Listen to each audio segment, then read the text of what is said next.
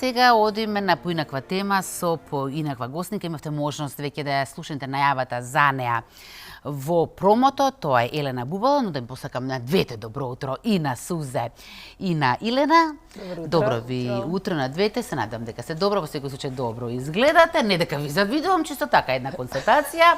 Елена, сите оние прашања поврзани со тренинг, со фитнес ке ти ги постави Сузе. Јас имам за тебе едно лексичко прашање. Опа, ајде. Како е женски род од тренер? Дали треба те најавам како тренерка? Горна или долна тренерка? Нели, обично секогаш се трудам председателка, наставник, наставничка, да си го користам женскиот род, кога веќе постои, но во овој случај морам да кажам дека си тренер. Нема тренер, точно. Прости ми. Така не е, таман си работа. Сузе, повели со твоите постручни прашања од моево. Благодарам, Искра. Ако сакаш вака да го разубавиме друштвото, повели. Ти си секако убава, ама со нас овде Јас ќе сум бидеш... зад пулт и во вистински тренерки. Да, не се гледаме ова утро. Не се гледа.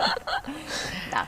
Не верувам дека има некој во јавноста кој не чул досега за сите активности и ангажмани и се она што Елена Бубало Михајловска го прави овие изминати 15 на години.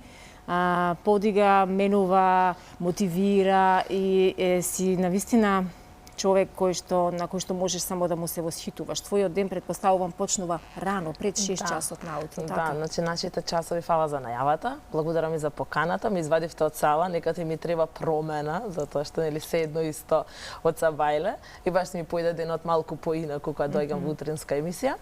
Да, денот нас тренизите ни започнуваат од 6 или 6:30, зависи во која сала, и после си врви денот со физичка активност, меѓутоа па и со позитивна енергија, затоа што сепак работата ни е за нешто убаво да направиме во денот. Имаш ли работно време или никогаш не се знае твоето Па работно за жал тоа е време? можда единствениот минус. Нели, сите си имаме позитивни и негативни страни од работата. Можеби мојот единствен минус е тоа што баш и немаме работно време, па уште згора на се со сопругот заедно работиме работата, работиме од Сабајле, работиме навечер, ама работата физичка е од Сабајле навечера преку ден, затоа што работиме со многу луѓе, па тука се цело време пораки, јавувања, ама пак ќе кажам, ако си ја сакаш, нели, работата, особено кога е за убаво и луѓето таму е некој прибежиште, сакаат да дојдат, па се забораваш на сето тоа, него се е само едно катче каде што се тргаме од секојдневните притисоци кои што ги имаме, нели, за полесно едноставно во денот да се носиме со сите предизвици што ни се појавуваат. И се заборава сето тоа, како и за секоја друга, нели, работа. Така, не знам, некој паметен човек некаде е рекол дека одбери работа која многу ќе ја сакаш и така нема да работиш ниту еден ден. Па можда веќе сме во некој таков стадиум стигнати. Сега поголема работа ми се децата, него работата. Реално, затоа што се мали. Мајка на две прекрасни дечиња кои растеа со вашиот професионален растеж, така нели? Колку влегоа тие во приказката? Вака, значи, јас прво вежбав, нели, за време на двете бременности имав супер бременности, беше тоа одлично, и после 40 дена и 30 можда, не памтам, со двајцата, одма влегов во сала. Пак ќе кажам, работата е таква да мојата работа не трпи 9 месеци одсуство.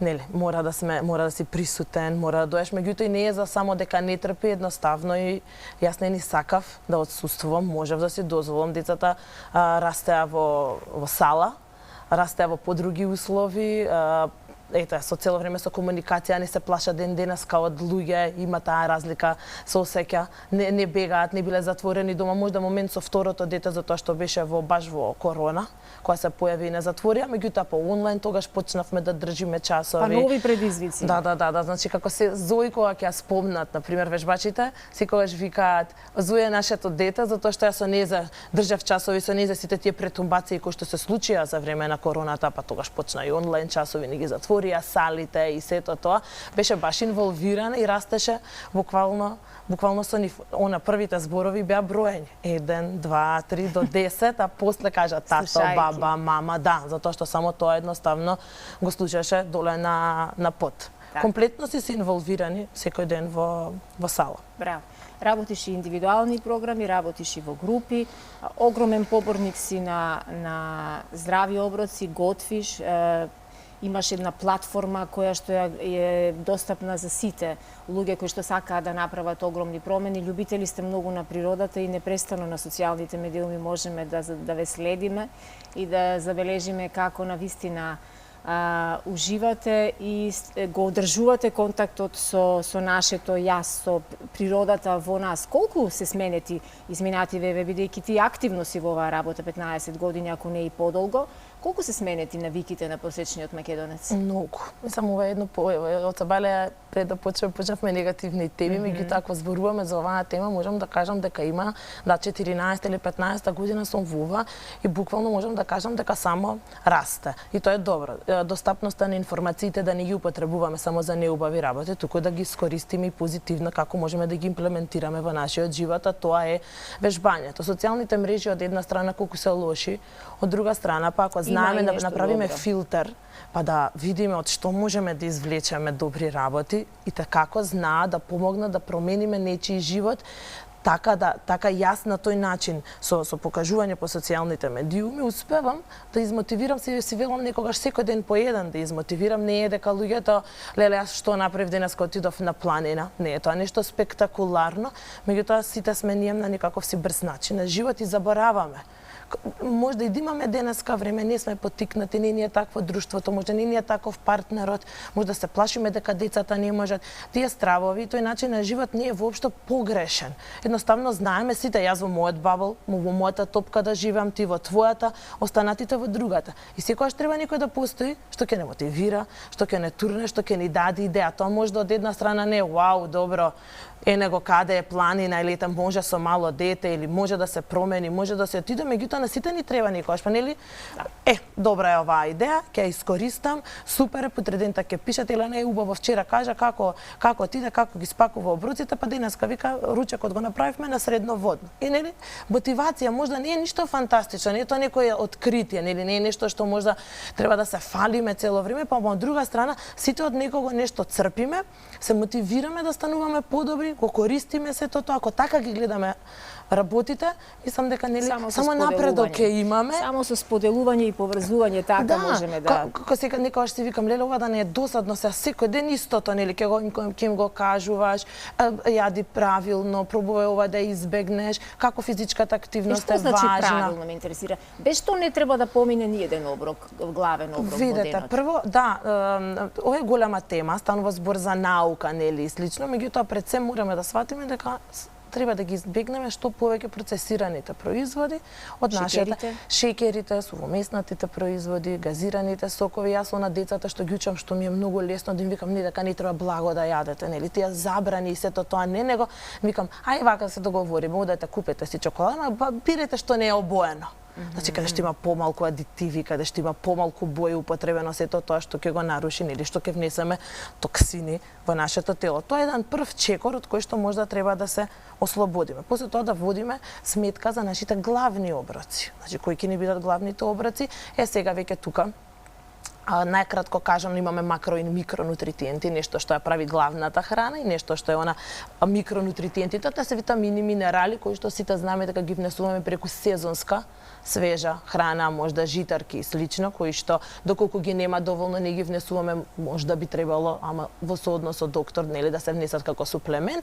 И она што е главното, кој што калориски нас не интересира, тоа се макронутритиентите, тоа се јаглехидрати, протеини и масти. Тоа ни е важно за да се нашата клетка нахрани, за правилно да функционира, да еден оброк пробаме да му ги внесеме сите три извори на макронутритиенти кои што се за да склопиме, да речеме, еден оброк. Така, ние и гледаме, имаме и инсерти од оброци кои ти уживаш да ги подготвуваш, гледам дека се речи си во сите бои. Да, ова е сезонско, да, например, ете, тоа било тоа, претпоставам дека е некоја урда или грчки јогурт, нешто и јајцата, тие се во процес, тоа е тоа што го кажам дека е протеин, па киноата, јаглехидрат што може да биде оривче или нешто, побавезно има нешто што е зеленчук, каде што имаме растителни влакна, витамини и минерали. Еви тука компирот е јаглехидрат, рибата е протеин и од десната страна нели се зеленчукот, овошјето, кои што се тие кои што ни ги даваат витамините, минералите и влакната. Што е околу месото? Постојат одредени ставови дека луѓето кои што се одрекле од месото не можат долго да си обезбедат добро здравје, додека пак има контраставови на овие дека месото е многу штетно и навистина месото треба комплетно да се исфрли од употреба. Јас сметам дека до сега до толку не е ништо толку многу докажано на човековото тело, дека до толкави контрасти, да речеме, да имаме крајности, дека не смее да бидеш без месо да јадеш, ние сме сите индивидуално насочени, нашето тело се знае. Има вегетаријанци, има вегани кои што одлично функционираат, нашле начин како да го внесуваат протеинот од растително потекло и да го надополнат.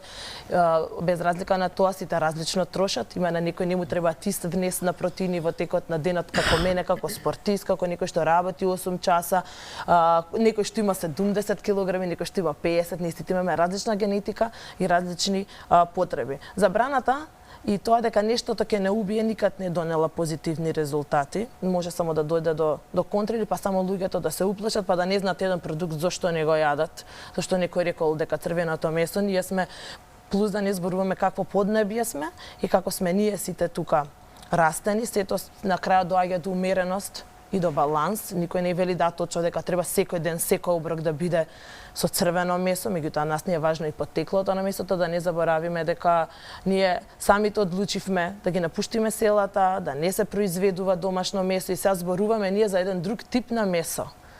Така, значи неидентификувано потекло. Така е, и сега тука е проблемот, што се става, што не секогаш мислам дека и самиот проблем до продуктот, него што и како е дојден до рафт, па како треба да го долга е темата, нели? И кога зборуваме на оваа тема, никогаш луѓето пак ќе кажам конкретно ги разбираат работите, него треба како посебна тема да ја разработиме, на пример да се разговара на таа тема, ама дека треба да се забрани нешто тоа, не, јас секогаш кога кажувам дека многу е поважно кога ќе мислите што да јадеме, да се насочиме на продукти што немаат состав. Се секат подобра варијанта него тоа што на нештото има состав од 20 работи еднолично внатре, значи, а не знаеме што има. Ваков емулгатор, таков, тоа адитив, соја, ова, небитно состав. И сега имаш нешто што нема состав на него. Кој би го одбрале, на пример? Јас секогаш сум за еднолична храна и мислам дека рецептот за долговечност и за отсуството на многу сериозни дијагнози денеска во минатото старите живееле подолго баш затоа што јаделе посиромашни оброци, умерени, мали оброци, Јас памтам, не знам на која телевизија беше кога се случи со короната па со немањето на храна и се ова е како шега, може не знам како ќе ме разберат, ја прашуваат една жена, што мислите вие веќе нема, па и добро вика малце да нема храна, луѓето малце помалку вика да јадат, не вика ништо страшно, вие не се плашете толку не се умира од нејадење, да. Нека не се крива паника. Така се ниски и платите и пензиите за да не јадеме многу. Да најдеме нешто позитивно. Сакал некој умерено ќе јадеш. Зошто така? Да, на крајот и количината е битна. Ние ќе стигнеме до овој продукт дали треба да го јадаме или не, а не се враќаме да ги видиме претходните оброци во текот на денот, биле колку биле обилни, дали јадеме готвено или не јадеме. Тоа го забораваме. Ние цело време ги кривиме нашите деца како јадат надвор. А не се враќаме дека јас завршив првиот факултет ние на ПМФ, природна математичка, имавме една баракичка каде што јас во денот не знам само тостови седеше. Тоа не беше едноставно башка таму во автокоманда, тоа беше единственото нешто каде што можеше да се јаде дома спаку. Ама кога ќе си дојдевме дома не чекаше готвена храна. Сега ние ги караме децата, не може ова да јадете на училиште, знам дека по 10 денари ни давале по 20, па сме си купувале на училиште што ќе ни дое чоколадце, смоки, грицки и се тоа беше супер, сега не е. Не е, затоа што после тоа кога ќе се дојде дома, повторно се продолжува со брза храна, купена храна, процесирана храна. Времето јас верувам дека е кратко, меѓутоа се намалува готвената храна, каде што знаеме што сме направиле ние, што сме ставиле, се менуваат и тие работи. Нели, па затоа и од тој аспект може да се направи некаква промена. Да. Многу аспекти се кога станува збор за храна и е многу индивидуално. Да, долго би говориле на оваа тема, но за жал немаме време. Во едно твое посторо интервју некаде ти прочитав една реченица која јас некаде сум ја искористила, дека телото, нашето тело е единственото превозно средство кое треба да не служи до крајот на животот. Колку ги слушаме сигналите кои ни ги праќа тоа превозно средство, бидејќи на автомобилот слушаме сите звуци, ги препознаваме и одма на мајстор да не остави на улица. Колку сме одговорни кон нашето тело. За жал не многу, него од после. Мислам и тоа и работата ми го докажала. Ама не можам да кажам дека пак ја се вратам дека растот на тие дека сакаат да се грижат пред време од нештото да настане, дека е се поголем и поголем и тоа го оставаме да биде како такво. Никогаш нема дата нас да ја заборавам кога сме држале предавања за исхрана и нешто, кога ќе почне да им кажа ајде сега го имате вашиот автомобил и кажувате колку тој кошта, колку е тој скап и одите да го ставите најквалитетното гориво затоа што на пример имал цена, не знам, 30.000 40.000 евра, сега ќе се смените, ама не важно. И храната е гориво, вика, за нашето тело. И исто така, ама органот нема цена. Така нема цена која што можеме да му дадеме. И кога така малце пристапот кога ќе го смениме, понекогаш тие одбивности се само заради ова е здраво, ова е нездраво, ова смеете да јадете, тоа не смеете да јадете. Сето тоа ги буни луѓето, премногу се информациите од друга страна. Не секој е способен. И нормално е како јас во друга бранша кога не знам, некад глава ме заболува, што сега себе за Андре треба нешто да се одлучам, нели не ми е тоа струка, што све сега е правилно, што треба да направам, што не треба да направам. Можда пристапот наш треба да биде малце поинаков од тој аспект, да им да го доловиме тоа колку ние таа храна е гориво за нашето тело, колку ние го малтретираме организмот. Друг пример, кога ќе кажеме сакаме нешто детокс да правиме. Јас секогаш викам во ред детокс. Хајде вака да ги гледаме работите. Црниот дроб е тој што го прави детоксот во нашето тело. Имаме ни орган кој што е задолжен за тоа. Хајде не го малтретираме толку многу и он така детокс ќе се направи. Ти нема да имаше нешто да не прочистиш, ќе беше многу лесно. Сите ќе одевме и ќе се прочистувавме постепено со потребата и некад правилно, некад неправилно како збор во телото, меѓутоа е обратно. Хајде не го малтретираме толку.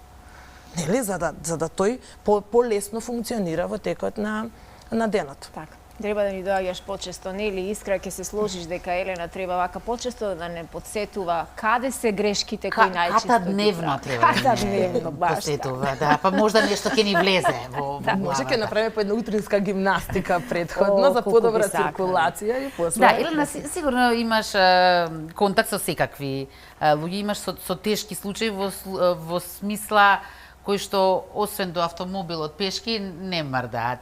Како ги мотивираш нив да започнат со некоја промена? Не е едноставно. Значи, прво чекорот за да ти се јават и за да пишат, они поминуваат низ, можам да кажам, голгота, самите со себе. Тоа е многу тешко. Јас тука не можам да припарам до нив. Едноставно, начинот на кој што јас ќе објавувам, ќе пишувам, барам читаш, се едуцираш цело време, барам начини јас помош психолошки, како некоја реченица нив ќе им кликне, прво е тоа, мора нешто да видат, еве сега некој сега ќе се измотивира, например со нешто што сум кажала, некој нема да го допре. Утре нешто друго ќе кажам, ќе пишам, кај друг ќе допреш. Кај друг ќе допре, тоа е до допирањето, затоа што јас немам со секого вака физички директен контакт, каде што ќе можам сега да му објаснам јас на широко и на големо како тоа е важно за своите деца, за фамилијата или за помлада е, неважно. Сега, таму е 50% од работата, за жал или за среќа, за да се решат да дојдат кај некого, дако ќе ми побара мене или да ми треба помош. И пак е тука веќе е завршена работата. Проблемот е во нашите глави. Да, тука е 50% од работата, каде што, да бидам искрена, не сум само јас таа што нешто сум му кажала, него некаде од нешто, дали од мојата информација, од друг, дали и после тоа не е дека е лесно. Кога веќе имаат зорт, кога веќе стравот проработел. Тука веќе е моја панатака работата. Ја затоа сега се викам 50% што се стапнала до салава, што си се пуштила онлайн, што си ми сконтактирала е завршено и тоа е супер. Веќе е моја работата да проценам со кого имам работа. Не можам со сите, јас созреав во работата. Порано се однесував со сите исто. Тоа ми беше како памтам како сега. Не можам јас да проценам дека тоа е мајка, дека она е тинејџер. Како немаш ти време 1 сат во денот? Јас тоа не го разбирав пред 15, мислам нели сите зрееми и созревам и тоа е добро во работата. Среќа не сум останала таму уште. И ќе ми кажав, како ти немате време? И замислете како некоја мајка мене ме гледала дента во сала, може веќе не ни дошла. Добро, јас сум се решила дека ќе направам прогрес во мојата работа, ќе учам и сега тоа го правам. После тие 50% да одлучам јас со кого разговарам, со Искра, со Сузе, со Атана, со кого, за да знам што е важно, каде е проблемот, кој е начинот што ќе задржам тука, дали е стравови се во прашање, дали е болест во прашање, дали е мрза во прашање, па можда таму некогаш и најлесно е, мрза е да дојде, ама па нема проблем друг. Нема здравствен, нема психички проблем, нема телесна прекумерна тежина, да не забораваме сега дека и бегањето од дома овие проблеми што се случуваат и семејните насилства и слично, не се тие се различни степени, да не звучи тоа, меѓутоа неката е таа причината, па замислете дека е важно не за како чучнала. Нели? Значи, се менува тоа и прочем на крајот забораваш дека си тренер за да дадеш тренинг и дека што ќе дадеш како програма, мене ми излегува најлесно.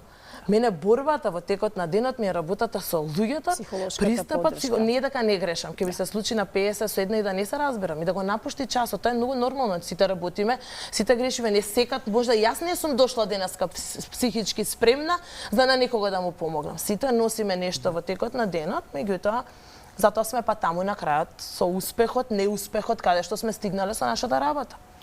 Значи, да резимираме, утре во колку часот ни доаѓаш во емисија? Јас немам проблеми во 5. Ништо да ги разбудиме и гледачите и почнуваме, вежбаме, менуваме, мотивираме.